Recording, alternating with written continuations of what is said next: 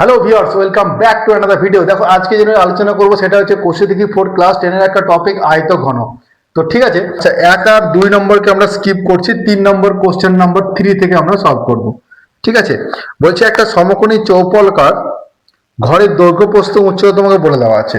তাহলে দৈর্ঘ্য মানে তুমি বলে দেওয়া আছে দৈর্ঘ্য সমান 5 মিটার তোমাকে বলে দেওয়া আছে, আর বলে দেওয়া আছে প্রস্থ সমান 4 মিটার বলে দেওয়া আছে, এবং উচ্চতা সমান তোমাকে বলে দেওয়া আছে 3 মিটার। ঠিক আছে, তাহলে বলছে এই ঘরে সবচেয়ে লম্বা যে দণ্ডটা রাখা যাবে সেটা কত বড় হবে সেটা বের করো। মনে করো যে এই যে একটা ঘর আমি ড্র করছি, ধরো সমকোণী চৌপলের, ধরো এরকম প্যারালেলোপাইপেড, কেমন? তাহলে এইখানে তুমি সবচেয়ে লম্বা একটা দণ্ড তুমি কি করে রাখতে পারো? ঘরের ডায়াগোনাল বরাবর তুমি রাখতে পারো, এইভাবে রাখতে পারো। তো বলো তো এই যে ডায়াগোনালের দৈর্ঘ্য কেমন হবে? তাহলে তুমি বের করবে কর্ণের দৈর্ঘ্য, তুমি বের করবে কর্ণের দৈর্ঘ্য। কর্ণের দৈর্ঘ্য কি হয়? যদি মনে করো যে এক্স ওয়াই জেড যদি হয়, তাহলে X square plus Y square plus Z square হবে। তা তোমার এখানে এক্স এর ভ্যালু কত? 5 square plus 4 square plus 3 square. তো 5 স্কোয়ার মানে 25, 4 স্কোয়ার মানে 16, আর 3 স্কোয়ার মানে 9।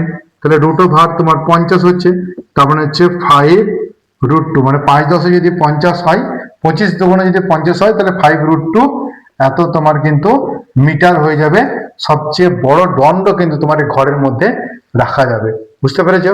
চলো কোশ্চেন নাম্বার 4 কি বলছে দেখো।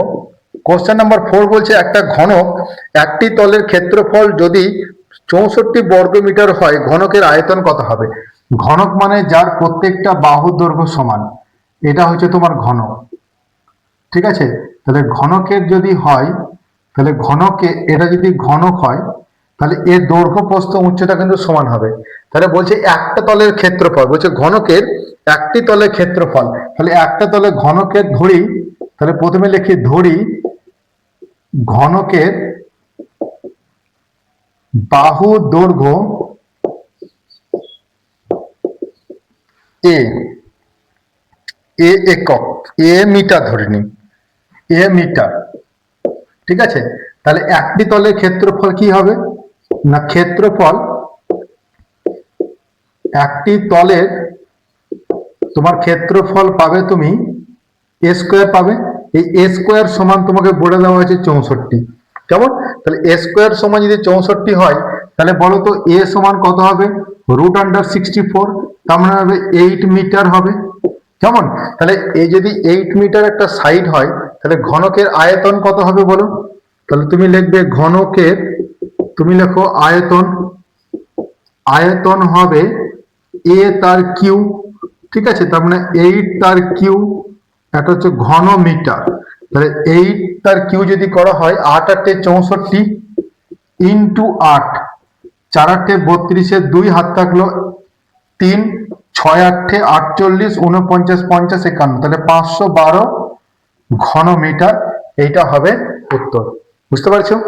চলো নেক্সট কি বলছে, কোশ্চেন নাম্বার 5 বলছে আমাদের বকুলতলা গ্রামে 2 মিটার চওড়া এবং 8 ডেসিমিটার গভীর একটি খাল কাটা হয়েছে। যদি 240 ঘনমিটার মাটি কাটা হয়ে থাকে, তাহলে খালটি কত মিটার লম্বা ছিল হিসাব করে লেখো। তাহলে ধরি তুমি ধরছো খালটির লম্বাটা, ঠিক আছে, তুমি ধরছো খালটি এক্স মিটার লম্বা। ঠিক আছে, এক্স মিটার লম্বা আমি ধরে নিলাম। তাহলে বলো তো, তোমাকে বলেছি যে যে খালটা তুমি করছো সেটা 2 মিটার চওড়া, 8 ডেসিমিটার। তাহলে আমি যদি দৈর্ঘ্য ধরি খালটার, দৈর্ঘ্য সমান 2 মিটার, কেমন? আর তোমাকে প্রস্থ বলেছে 8 ডেসিমিটার, তাহলে 8 ডেসিমিটারটাকে যদি মিটার করতে হয়, তাহলে 0.8 মিটার করে নিলাম। কেমন? এবার উচ্চতা তুমি ধরেছো কত না, এক্স মিটার। এবার তুমি কি জানো যে প্রশ্নানুসারে কেমন, প্রশ্নানুসারে তুমি কি জানো যে দৈর্ঘ্য ইন্টু প্রস্থ ইন্টু উচ্চতা কেমন সমান আয়তন। এটা তুমি জানো, এই ফর্মুলা জানো। তো তোমাকে আয়তন তোমাকে বলে 240 ঘনমিটার, তাহলে 2 into 0.8 into x is equal two 240। তাহলে এক্স সমান তুমি কত পাবে না 240 ডিভাইড বাই 2 ইন্টু 0.8। এইটাকে তুমি ক্যালকুলেট করলে ওই যে খালটা তুমি যে কাটছো সেটা কতটা গভীর সেটা তুমি পেয়ে যাবে।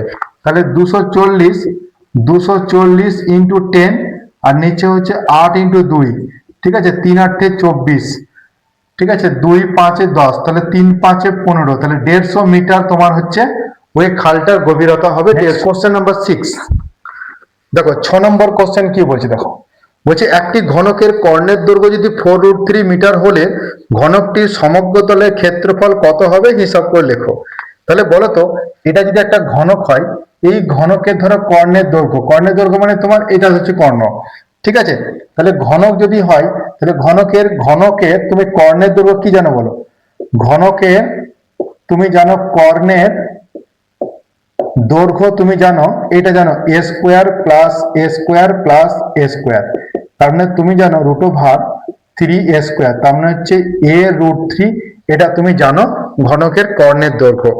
এবার তোমাকে এই ঘনকের কর্ণের দৈর্ঘ্য সমান তোমাকে 4√3 বলে দেওয়া আছে। তাহলে প্রশ্নানুসারে, ঠিক আছে, প্রশ্নানুসারে তোমাকে যেটা বলে দেওয়া আছে যে a√3 ইজ ইকুয়াল টু না 4√3 ক্যান্সেল, তাহলে a is equal two 4 semi তুমি বের করে নিতে পারলে। তার মানে a সমান যদি 4 সেমি হয় তাহলে ঘনকের তুমি বাহু পেয়ে গেলে। এবার তোমাকে বলেছে ঘনকের সমগ্র তলের ক্ষেত্রফল কত। এবার তুমি কি লিখবে? তাহলে ঘনকের সমগ্র তলের ক্ষেত্রফল, সমগ্র তলের তুমি ক্ষেত্রফল বের করবে, বলো তো। তাহলে ঘনকের 6টা তল, তাহলে 6a স্কোয়ার হয়ে যাবে। তাহলে 6 ইন্টু এর ভ্যালু কত 4, তার হোল স্কোয়ার, তাহলে 6 ইন্টু 4 4 16, এটা হবে বর্গ সেমি। কেমন? তাহলে যদি 6 16 কত হবে 96 বর্গ সেমি তোমার হয়ে যাবে উত্তর। ঠিক আছে, এটাই হবে ঘনকের সমগ্র তলের ক্ষেত্রফল। ঠিক আছে, চলো নেক্সট 7 নাম্বার কোশ্চেন।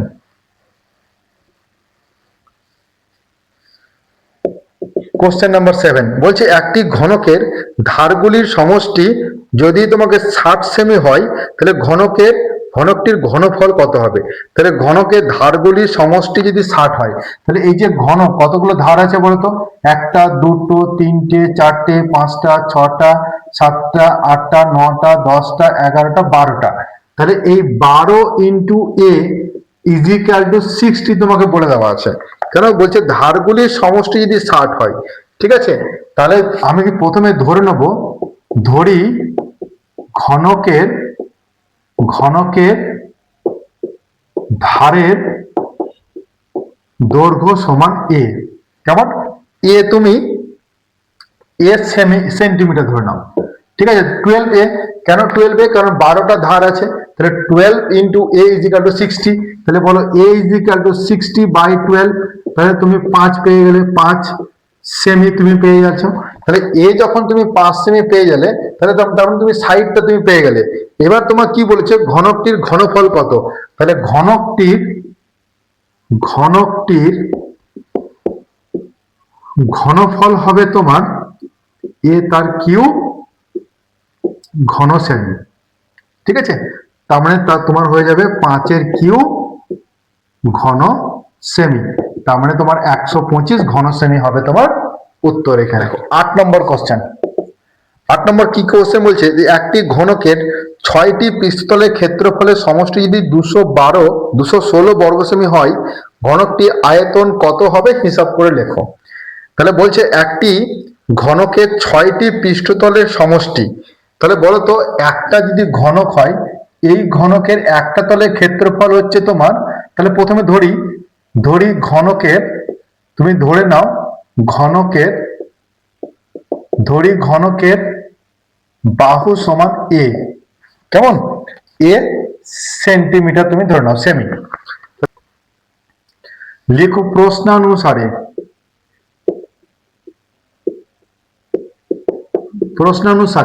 দেখো কতগুলো তল আছে 6টা, তাহলে 6a square is equal two তুমি পাবে 216, ঠিক আছে।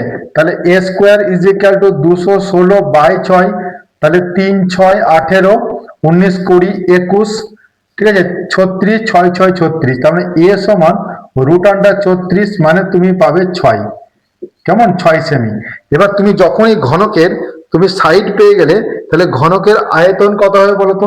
এবার তুমি লেখো ঘনকের ঘনকের আয়তন 6 তার কিউ ঘন সেমি, কারণ বাহু তার কিউ হয়। তাহলে 6 এর কিউ মানে হচ্ছে 6 6 36 ইন্টু 6, কেমন, 36 ইন্টু 6 মানে হচ্ছে তোমার 216 ঘন সেমি তোমার হয়ে যাবে আয়তন। বুঝতে পেরেছো? চলো নেক্সট 9 নম্বর কোশ্চেন।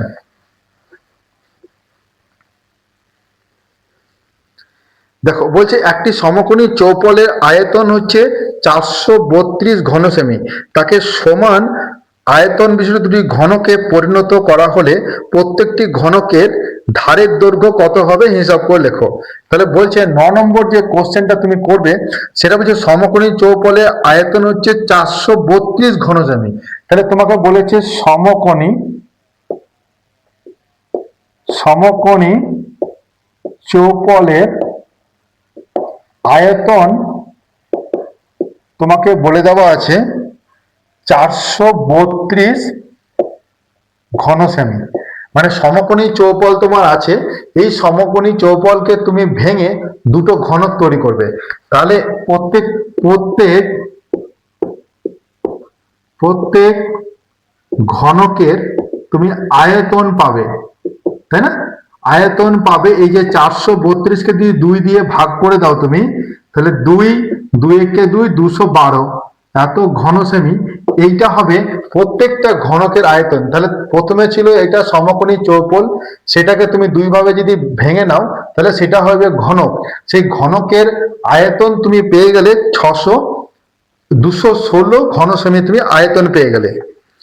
এবার তোমাকে বলছে প্রতিটি ধারের দৈর্ঘ্য কত। তাহলে ধরি ধারের দৈর্ঘ্য সমান a, তাহলে a তার কিউ ইজিক্যাল টু 216। তাহলে এটাকে তো লিখতে পারো তুমি 6 এর কিউ, বোথ সাইড যদি কিউটাকে তুলে দাও তাহলে a সমান 6।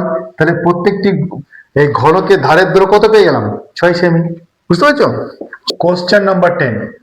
কোশ্চেন নাম্বার 10 কি বলছে, বলছে একটি ঘনকের প্রতিটি বাহুর দৈর্ঘ্য যদি 50% কমানো হয় তাহলে মূল ঘনক এবং পরিবর্তিত ঘনকের যে অনুপাত সেটা কি হবে সেটা বের করতে হবে। তাহলে মনে করো যে একটা তোমার ঘনক আছে, ঠিক আছে, তো প্রথমে লেখো ধরি ঘনকের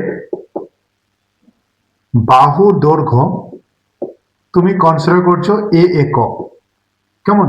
তাহলে বলো তো ঘনকের আয়তন কত হবে তোমার কাছে, বলো। আয়তন হবে a তার কিউ ঘন একক, কেমন। এবার তুমি এই যে ঘনক তুমি ধরেছো এর বাহুর দৈর্ঘ্য যদি 50% তোমার যদি কমানো হয়, ঠিক আছে, তাহলে বাহুর দৈর্ঘ্য তোমাকে বলেছে বাহুর দৈর্ঘ্য যদি 50% কমানো হয় তাহলে নতুন যে তুমি ঘনক পাবে, নতুন ঘনকের বাহুর দৈর্ঘ্য কত হবে বলো তো। তোমার ছিল কত, এ ছিল, এর তুমি 50% তুমি কমাচ্ছ, তাহলে তুমি a মাইনাস a ইন্টু 50/100, 50 দুগুণ 100 মানে 2a মাইনাস a মানে a/2 হবে, কেমন। তাহলে a/2 কিন্তু একক কিন্তু তোমার হবে নতুন যে ঘনক তার বাহুর দৈর্ঘ্য। তাহলে বাহুর দৈর্ঘ্য যদি a/2 হয় তাহলে বলো তো এর আয়তন কত হবে। তাহলে তুমি লেখো নতুন ঘনকের আয়তন, বলো নতুন ঘনকের তুমি বলো আয়তন। আয়তন হবে a/2 তার কিউ ঘন একক, কেমন। তার মানে a3/8 ঘন একক এটা হবে। এবার তোমার কোশ্চেন বলেছে এই যে আয়তন তুমি পেয়েছো এই আয়তন আর এই আয়তনের অনুপাত কত। তাহলে তোমাকে বলেছে মূল ঘনক ইস্টু নতুন ঘনক, এই দুটো নতুন ঘনকের আয়তনের অনুপাত বলেছে। তাহলে মূল ঘনকের তুমি যদি লিখো আয়তন লিখো, ঠিক আছে, তাহলে নতুন ঘনকের তুমি বলো এটা আয়তন, তাহলে বলো তো এখানে হবে A Q is to A Q by 8, both side তুমি এ কিউ কেটে দাও এবং 8 দিয়ে গুণ করে দাও, তাহলে হয়ে যাবে 8:1। এটাই হবে তোমাকে মূল ঘনক এবং নতুন ঘনকের আয়তনের অনুপাত। কেমন? চলো এবার কোশ্চেন নাম্বার 11টা দেখি আমরা। কোশ্চেন নাম্বার 11 কি বলছে দেখো, বলছে যে একটি সমকোণী চৌপল বক্সের দৈর্ঘ্য প্রস্থ উচ্চতা অনুপাত তোমাকে বলে দেওয়া আছে।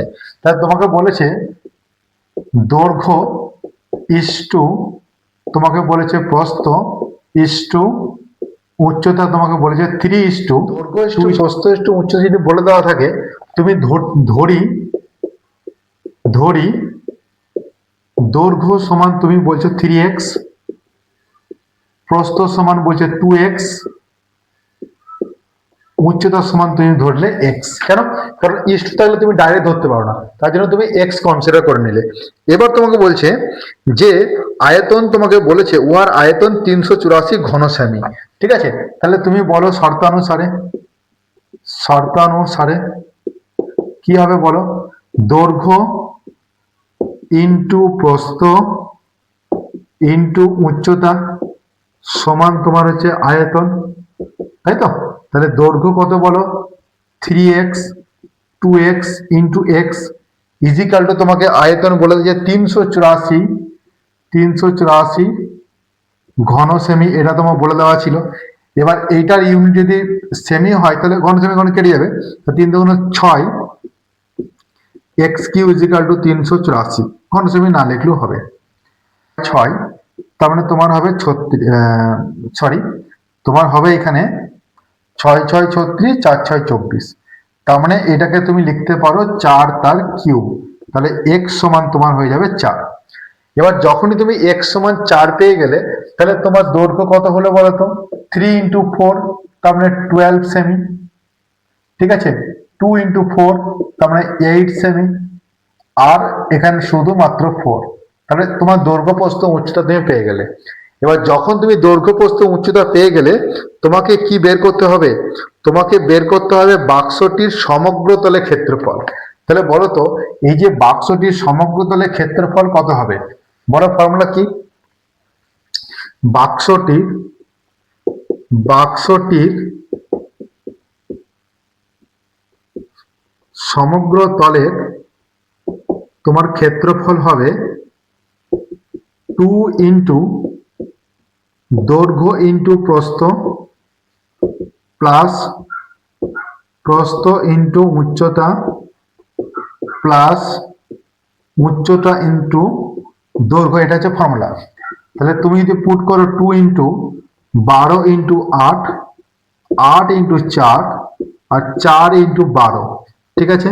তাহলে 2 × 8 12 বলো 96, 4 8 32 আর 4 12 48, কেমন? তাহলে 2 × 96 প্লাস তোমার এটা হবে 8 50 30 80, তাহলে হবে 2 × এটা যদি যোগ করো 6 176, তাহলে হচ্ছে 6 2 12 2 হাতে গেলো 1 7 14 1 15 5 হাতে গেলো 1 2 1 2 1 3, তাহলে এত তোমার হবে বর্গ সেমি, হবে তোমার উত্তর 352 বর্গ সেমি। বুঝতে পেরেছো? এটাই হচ্ছে সমগ্র তলের ক্ষেত্রফল। চলো নেক্সট 12 নাম্বার কোশ্চেন।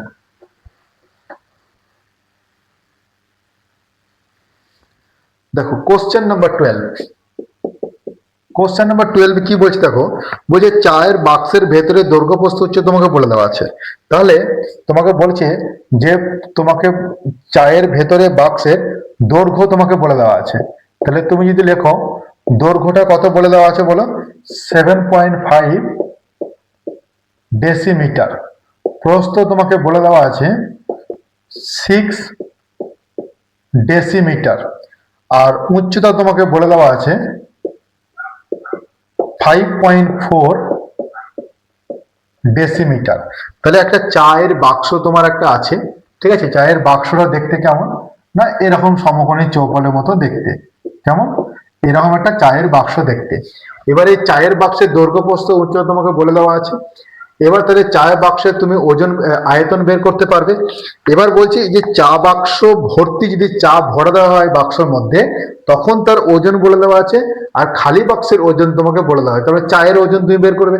তাহলে বলছে 1 ঘন ডেসিমিটার চায়ের ওজন কত হবে সেটা লেখো। তাহলে বলো তো প্রথমে তুমি চায়ের আয়তনটা বের করো, ঠিক আছে। তাহলে একটা বাক্সের যদি তুমি আয়তন বের করতে পারো, তাহলে তুমি লেখো বাক্সের আয়তন কত হবে না 7.5 ইন্টু 6 ইন্টু 5.4 ঘন ডেসিমিটার, এটা হবে বাক্সের আয়তনটা। এবার তোমাকে বলছে চা ভর্তি বাক্সের ওজন তোমাকে বলেছে, তাহলে চা ভর্তি বাক্সের ওজন তোমাকে বলেছে 52 কেজি 350 গ্রাম, কেমন, এটা বলেছে। আর চা ভর্তি আর খালি অবস্থায় বাক্সটির ওজন, খালি অবস্থায় বাক্সটির ওজন তোমাকে বলে দেওয়া আছে 3.75 এত কেজি, ঠিক আছে, এটা তোমাকে বলে দেওয়া আছে। তাহলে বলো তো এটা যদি চা ভর্তি বাক্সের ওজন এত হয় আর খালি অবস্থায় যদি ওজন হয়, তাহলে চায়ের ওজন তুমি পাবে। তাহলে তুমি বের করো চা এর ওজন কেজি 350 গ্রাম, সেখান থেকে তুমি যদি 3.75 কেজি এটা যদি মাইনাস করো, তাহলে তুমি চায়ের ওজন পেয়ে যাবা।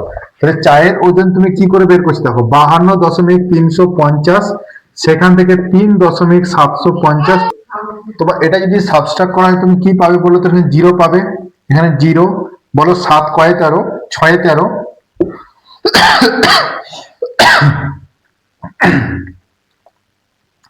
এখান থেকে অ্যাকচুয়াল হলো 4, 8 12, এখানে অ্যাকচুয়াল তাহলে 48.600 এত কিন্তু কেজি তোমার কিন্তু ওই চায়ের শুধু ওজনটা পেয়ে গেলে। এবার যখন তুমি শুধু চায়ের ওজন পেলে, এবার এত ঘন সেমি চায়ের ওজন কিন্তু তোমার এত কেজি। এবার তোমাকে বলেছে 1 ঘন সেমি চায়ের ওজন কত, তার মানে এইটা দিয়ে এটাকে ভাগ করলেই পাবে। তাহলে তুমি লেখো 7.5 ইন্টু 6 ইন্টু 5.4 এত ঘন ডেসিমিটার চা এর তুমি যদি বলো ওজন সমান 48.600 কেজি, তাহলে 1 ঘন সেমি চায়ের ওজন কত হবে 48.600, তাকে যদি তুমি 7.5 ইন্টু 6 ইন্টু 5.4 দিয়ে ভাগ করো, সেটা তোমার কেজি হবে। তাহলে এই ক্যালকুলেশনটা আমরা করব, কেমন, এই ক্যালকুলেশনটা যদি করি দেখো কত আসছে সেটা আমরা দেখি একবার, ঠিক আছে। দেখো 48.600 বাই 75 ইন্টু 6 ইন্টু 54, কেমন, ওপরে দেখো 10 ইন্টু 10, আর নিচে দেখো এটার জন্য 3টে জিরো, কেমন। এটাকে যদি কাট করি আমরা, দুটো জিরো ক্যান্সেল, একটা জিরো ক্যান্সেল, ঠিক আছে। এবার তুমি যদি এটাকে কাট করো, ধরো 5 দিয়ে তুমি কাট করছো, 5 দুগুণ 10, 5 15 75, 2 3 6, ঠিক আছে। এবার তুমি 9 দিয়ে কাটছো, 6 9 54, এটা হচ্ছে 5 9 45, ওকে, 4 9 36, 6 9 54, 3 3 9, 3 5 15, তার মানে তোমার 1/5 কেজি, তার মানে 0.2 কেজি। এবার তুমি যদি এটাকে চাও কেজিটাকে তুমি গ্রামে কনভার্ট করতে পারো, তাহলে গ্রামে যদি করো তাহলে 2/10 ইন্টু 1000, এটা হয়ে যাবে গ্রাম, 0 0 ক্যান্সেল, তার মানে 200 গ্রাম তোমার কিন্তু হয়ে যাবে উত্তর। বুঝতে পেরেছো? তাহলে 1 ঘন ডেসিমিটার চায়ের ওজন হবে 200 গ্রাম, ঠিক আছে। চলো।